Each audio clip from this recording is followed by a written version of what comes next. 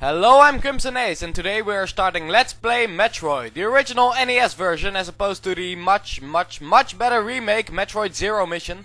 While I would have preferred to play Zero Mission, I think the original has problems that I think need to be addressed. So, I played through the original, a version I really don't like playing all that much. Just so I can go on rants on exactly why I don't like playing this version all too much. If you've watched my videos before, you should know by now that all I like to do is complain. Now that's not to say I completely hate the first game, but it's something I'll explain a bit more when I get into explaining what my complaints with this game exactly are. Also, all the videos in this playthrough are pretty long, which is a decision based on the structure of this game, something I will also explain later. But first, what exactly are we about to do? We got an emergency order: defeat the Metroid of planet Zebes and destroy the Mother Brain, the mechanical life fiend. Galaxy Federal Police M510. What exactly does that mean? Well, story is also something I'll explain later, so now I have 3 things that I will need to explain throughout this playthrough: story, gameplay, and my general opinion. But I think I'll start with the gameplay, because the structure of this game is really what made this game revolutionary at the time. Pretty much the only reason to go back to the first game, because of history value. It was the first ever Metroidvania, it even gave the name Metroidvania. Well, the first part of the name at least. The second part of the name comes from the later games in the Castlevania series. But what is this revolutionary structure? What exactly is a Metroidvania? Well, a key part of it is coming up. We are about to get an item that we will need to progress with the game. This is the Morph Ball, or the Maru as it's known in Japan. An item that will allow us to turn into a little rolling ball. It doesn't exactly tell us how to use it, but we will have to use it in order to get out of the room where we got the Morph Ball. So it's a little clever tutorial without actually having a tutorial, so that's a plus point in my book. Now, I said this was a key part to what exactly a Metroidvania is, but I'll explain exactly what a Metroidvania is. This game isn't divided into separate levels. The entire game is one really big map that we can go to in almost any order and can go back to whenever we want. Now, I said almost any order. There are a few limitations obviously, because otherwise we could just walk to the final boss. We have to do certain events in order to get to the final boss. In this case, it's defeat 2 certain bosses. But when you fight which boss in what order is all up to you. With one other limitation: you have to get certain items in order to get to certain areas of the game where these bosses might be located. Though in this first Metroid game there are actually very few items you actually need to beat this game. The Morph Ball is one of them, and you get those at the very beginning, and you can't even get out of the first 2 rooms without the Morph Ball, so you might as well start off with it.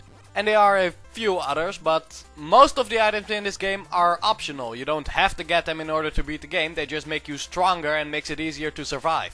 So the only other limitation in how you progress with the game is not even an actual limitation, it's your own skill. You personally might need this amount of items in order to be able to beat the game, but someone else, or maybe the second time you play this game, you won't need those items, you can just ignore them.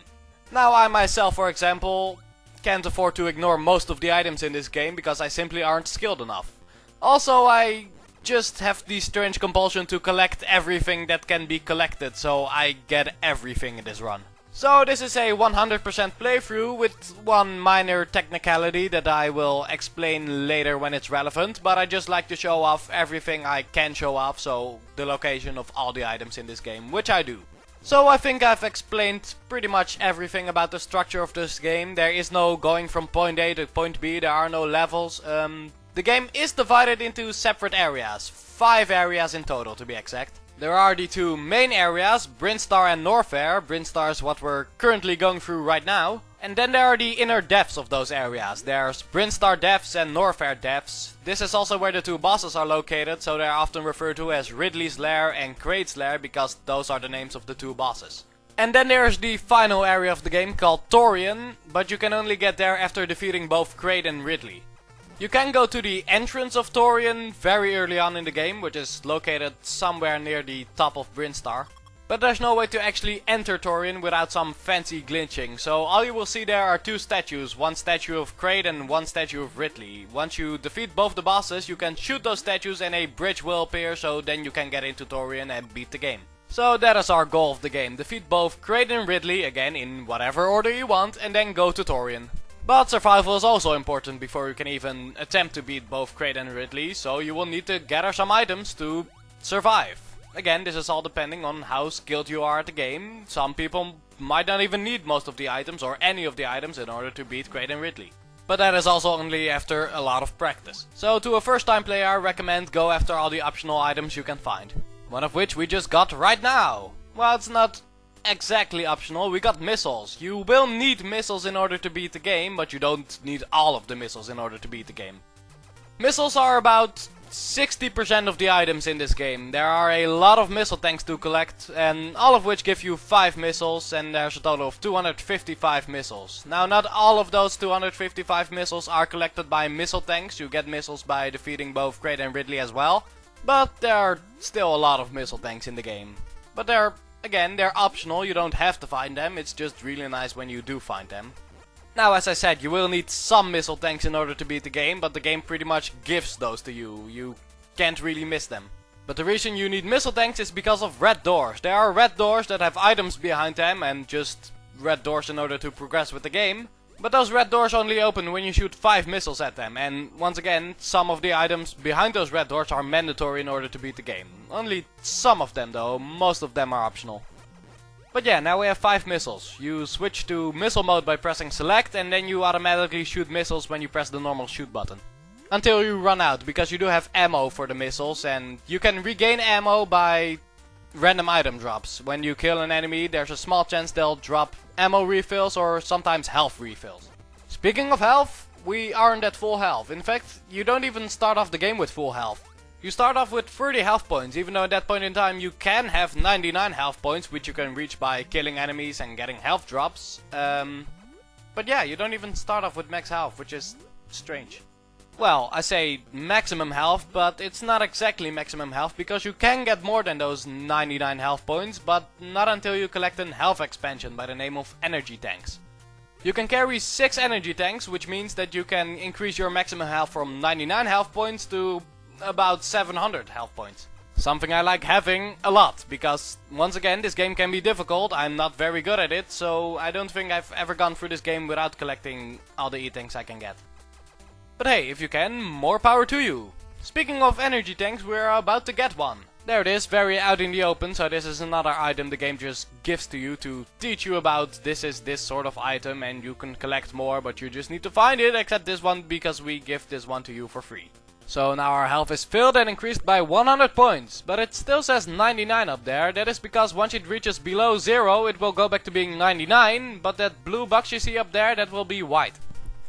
So if you then collect health and get above 99 again, it will reset back to 0, but the blue box will be blue again.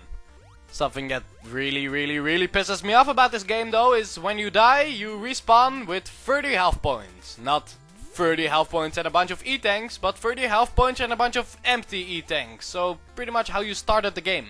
You will still have the E-tanks and be able to fill them. The problem is you need to fill them, and if you didn't survive the first time with energy tanks, you're not gonna survive the second time without energy tanks. So you pretty much need to grind, which is just bad. And it's not even my biggest problem with the game, even though it is a very big problem. But I'll get into more problems I have later. First, we now hear this music, which usually means we're about to get up to an item, but before we can get to that item we have to destroy the red door by shooting 5 missiles into it. After that, we're out of missiles, so then we need to hope that enemies will drop missiles before we get to the next red door, otherwise, once again, we're gonna have to grind for missiles. That's not too big of a problem, because it only really happens early on when you don't have enough missiles. Later in the game, when you do have a lot of missiles, you are unlikely to run out unless you use a lot of missiles on enemies, which I personally don't like doing, because I like to save the missiles for red doors. By the way, getting an E-tank will refill all of your health, but getting a missile tank won't refill all of your missiles, so that's a bit inconsistent, but now we're gonna get an item that we need to beat the game. So, one of the few mandatory items in this game, these are the Morph Ball bombs. No ammo required, thankfully. Pretty much when you go into Morph Ball mode you can press the shoot button in order to drop bombs, then wait a little while and those will explode. The Morph Ball bombs are mostly needed in order to break certain bricks, which you need to break in order to get to the other side of certain walls, which is also part of one of my biggest problems with this game, but now is not yet the right time to talk about that. The Morph Ball bombs are also needed to kill enemies, but that's not always a very good idea, since the Morph Ball bombs always take a few seconds to explode. Sadly, you will sometimes need to use bombs in order to defeat enemies, because Samus can shoot down. Our main character is called Samus, by the way. I'll explain the story later. So in order to kill that enemy, you need to go into Morph Ball mode, drop some Morph Ball bombs, and then wait for them to explode, and then kill the enemy unless it misses, because the Morph Ball bombs exploded too slow, and then it would have been way easier to just duck and shoot the enemy, but no, we aren't allowed, because the programming won't let us. So that's just a bit annoying every time it happens, like right here. But let's move away from gameplay for a moment and explain story, and start with our main character. Our main character is not called Metroid. People often think that she's called Metroid, and yes, I said she, because our main character is a woman. It's a woman in a giant robotic armor, but yes, there are 2 X chromosomes behind that thing. I just made a biology joke. Anyway, that is still often seen as one of the biggest plot twists in video games, the moment you find out that Samus is actually a woman. So, I guess I'm sorry I spoiled that for you, but the game is almost 30 years old, so I'm not gonna care about that. But who exactly is Samus? Well, let's start at the very beginning. When Samus was a young human girl, her parents were killed by leader of the space pirates, Ridley. Ridley is a space pterodactyl pirate, which is just pure awesomeness, and we'll be killing him later in this game. But even though he's the leader of the space pirates, he is not the final boss, but that's also something I'll explain later. After her parents were killed, Samus was raised by the Chozo, which are space bird people. They gave her a power suit, and she was later infested with Chozo blood, which gives her extreme athletic ability. Sadly, all the Chozo were later also killed by Ridley and the space pirates. Again. So now she grew up to be a bounty hunter, mainly to take down Ridley. She also has her own spaceship, and she's bounty hunter in name only. At least, we never see her do any actual bounties, and every time she does something, it's because she's hired by the Galactic Federation. So that's Samus her backstory, but we're not exactly done with the whole story part yet. But first we're gonna take a break from that, and we're gonna break this specific blood so we can get to a sort of a hidden area. We're about to get a key item that actually has 2 locations in the game. One of them is right here, but this one, again, is supposed to be hidden. You're supposed to get it later in a more obvious area.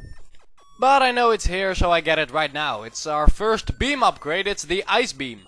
The Ice Beam is very useful, as it will actually freeze enemies, so then they can't chase after us, they will stand still, and we can also use them as platforms, which in some areas is necessary in order to get to certain items. But I don't think it's necessary to beat the game. The only downside to the Ice Beam is that it will now take longer to kill enemies, because it only hurts enemies on the unfreezing shots, not when you do freeze them. So it's a slight downside, but I still really like having the Ice Beam.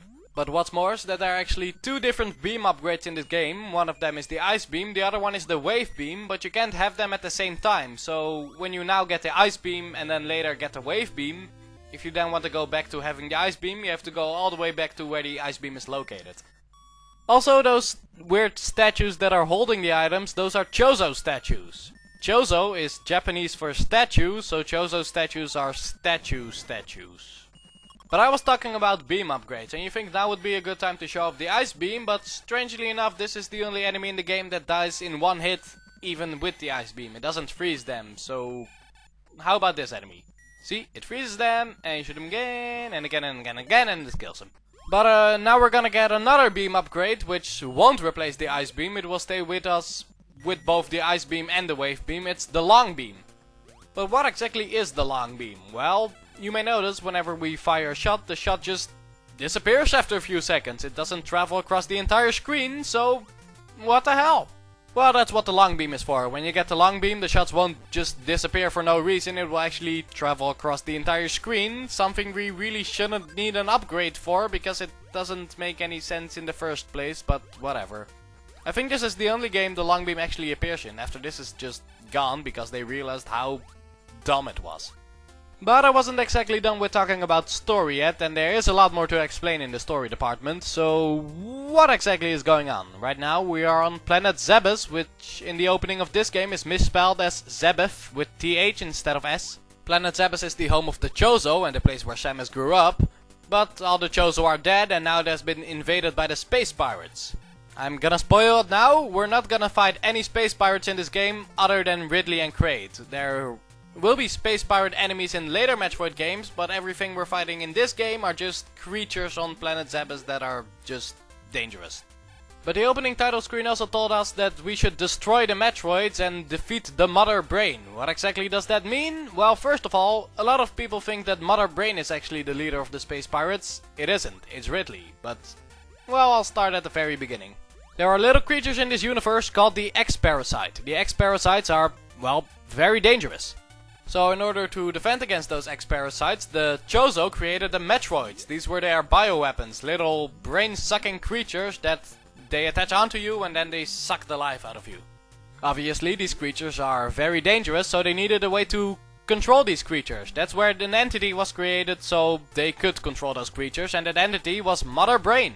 But then the Space Pirates saw that these Chozo created some pretty powerful bioweapons, so they wanted to take control over those so they can use those weapons for themselves. So they invaded Zebes, they took over Mother Brain, and now they have control over the Metroids. And now that's why Samus is now here in order to defeat Mother Brain and destroy all of the Metroids. Jeez, that was a long backstory. But I do like it, it's a good detailed backstory which you don't get often from Nintendo, and it's the reason why maybe Metroid isn't my favorite Nintendo series, but Samus is definitely my favorite Nintendo character, just because she kicks ass and has a reason to do so. Yeah! And by the way, the Metroids themselves, we're not gonna see them until the end of the game, even though they're the title name. Even though they're literally the name of the game, we're not gonna run into any of them until we get the Torian, and by them, oh, you're not gonna like them. Oh, and fun fact, the in-universe reason they're called Metroids is because Metroid is supposedly the Chozo word for warrior. And because Samus is the Chozo warrior, you could technically call her Metroid, but it's still not her actual name, like some people like to believe. But like I said, that is the in-universe explanation. The actual developer's explanation has more to do with the title of the game. The first part of the name comes from Metro, because even though the overall map is really big, the individual hallways are still really closed in, like you're in the hallway of a metro subway. And then the oid part of the name just comes from Android, because Samus, well, in her power suit looks like an android. Anyway, as I said before, we are coming up to the long beam, which will allow us to shoot anything that's on screen regardless of how far away they are, and again, it really shouldn't exist in the first place, but it does, in this game at least. But once we get it, we are pretty much set to go to Norfair. Well, actually the only things you really need to go through Norfair are the Morph Ball and the Morph Ball bombs, but I like to consider the long beam as a mandatory pickup as well. But before we go to Norfair, we're gonna pick up one more E-Tank and one more missile tank here in Brinstar. Once we get those, then we're heading to the elevator that leads to Norfair. The elevator being what divides all these separate areas. Also your checkpoints, because when you die you always go back to the last elevator you were. You will still have all the missile tanks and E-Tanks you collected before you died, otherwise you would have to go through the entire area again, but now you don't have to pick those up a second time.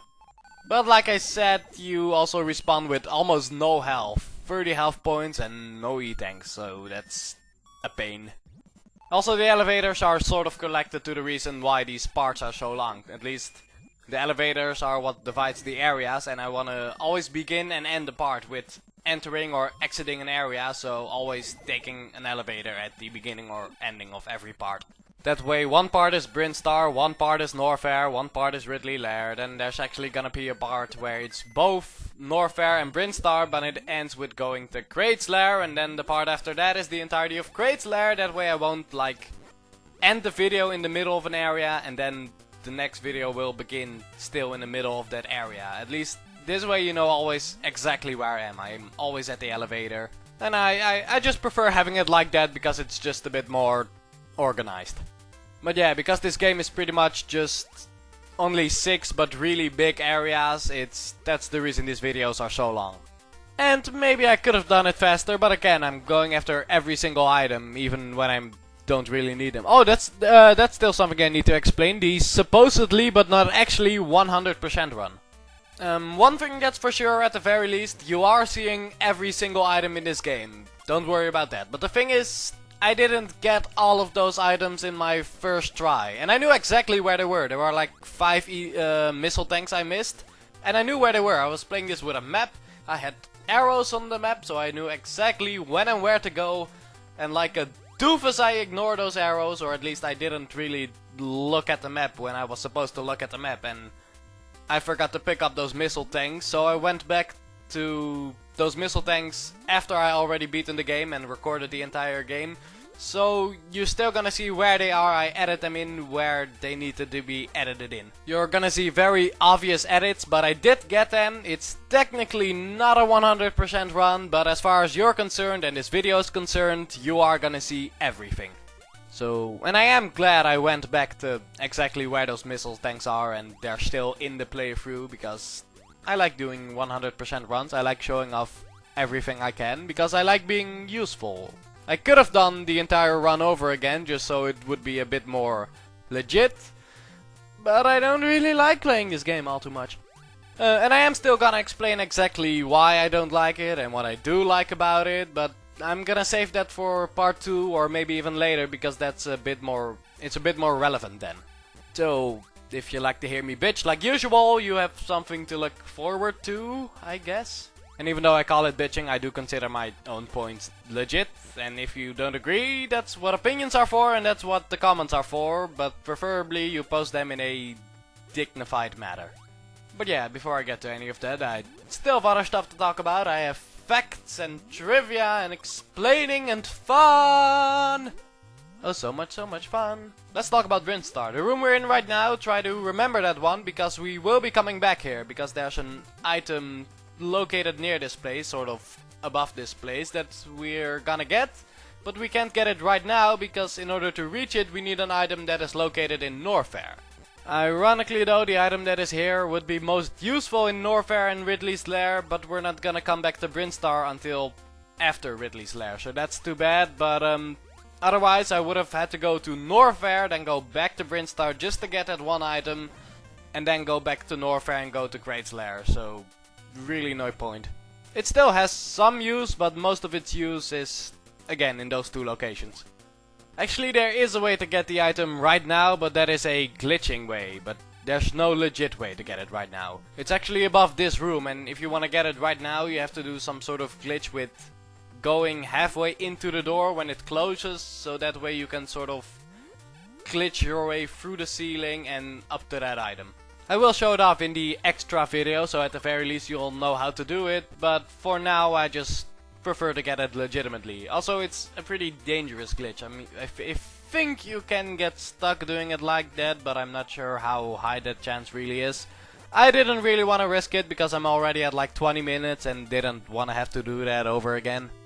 So that is one item we'll be coming back to later, along with another item that is located in Brinstar that we can't really reach right now. It's a fur D-tank. We're about to get to the second D-tank of Brinstar after we get through this wall, which is kind of a dick move. I mean, how are you supposed to know that you can go through this wall, but at the very least it's optional. You don't have to know this in order to get through this game, but there are a lot of moments like that in this game, and it's something I'll also talk about when I talk about my problems with this game and such, and not until later. E-tank! Always a good thing to see. Oh yeah, that was what I was talking about before, the fur D-tank in Brinstar, because we can't actually reach it right now, so we'll also be coming back for that later, but at that point it won't be useful. Now you might be wondering, why exactly could an E-tank not be useful? Because as I said before, you can only carry 6 of them, but there are 8 of them in the game. Meaning those final 2 E-tanks you won't even be able to carry around, so there's really no point in collecting them. I will still show off where they are and I will collect them, but I don't have to, because it does literally nothing. Well, okay, not entirely, they do something, because even though they might not increase your maximum health because you're already at the max amount of 6 E-tanks, they will still fill up all of those E-tanks, so even though you have 6 E-tanks bar at low health, you can still get that E-tank and it will fill up all of your health. So it's a one-time health refill. That's, well, it's something. Anyway, we got an extra missile tank, we got an extra E-tank, so now we can get to Norfair. If you want to know where exactly Norfair is, it's at the bottom right of Brinstar, right past the... Remember where you got the first missile tank? Go a little more to the right of that and you'll eventually get to the entrance of Norfair. And that's where the elevator is, and it's your checkpoint, and I explained all these things already, so... yeah. It's so weird that I've done everything that I needed to do, but there's still like 3 minutes in the video left, just because I happen to be on the other side of the map. But that just tends to happen with Metroidvanias or adventure games in general, there's a lot of traveling. And that can get pretty annoying if you do have to do a lot of it and you have to travel really far every time, but preferably I also have something to do while I'm traveling. Here I'm still trying to survive, I'm still killing and avoiding enemies. In some cases you're just holding the control stick forward or the D-pad to the left and there's not really anything to do. And that can get really boring. Though I think it's something more so 3D games suffer from as opposed to 2D games, because you can put a lot more into a 2D environment than into a 3D environment, just because into a 3D environment there's just so much more room. But there are still enough cases where they just get it right. I think the Metroid Prime games are pretty good with backtracking. Metroid Other M a bit less, but I still enjoy it. That's right, I said it. I enjoy Other M. I still think Samus is a badass even in Other M. That's right, I said it. Come at me! I know a lot of people like to disagree, but I think Other M was fine. Not great, it does have problems, I'll admit that, but yeah, I thought it was fine. I prefer it over this game, but again, I'll get into that later. But you can't say Other M was worse than Metroid 1. Metroid 1 just has history value. I really want to get to explaining why I don't like this game. Well, actually, half of it doesn't even need to be said, because they had sequels and I think the sequels improved on pretty much all of it, so I guess I don't have to explain it. But this game is still there, I'm still playing it, and a lot of people still think this game should be appreciated for a lot of things, and well, it should be appreciated for a lot of things, but the sequels are better for it, and I just want to explain what I don't like. Also, just because I really hate people saying this game is fine and no, it's not, it has problems, it has problems that need to be addressed, it has problems that were addressed in the sequels, but now I'm just repeating myself. I hope you enjoyed this video, we'll see you next part in part 2 when we go through Norfair. See you then.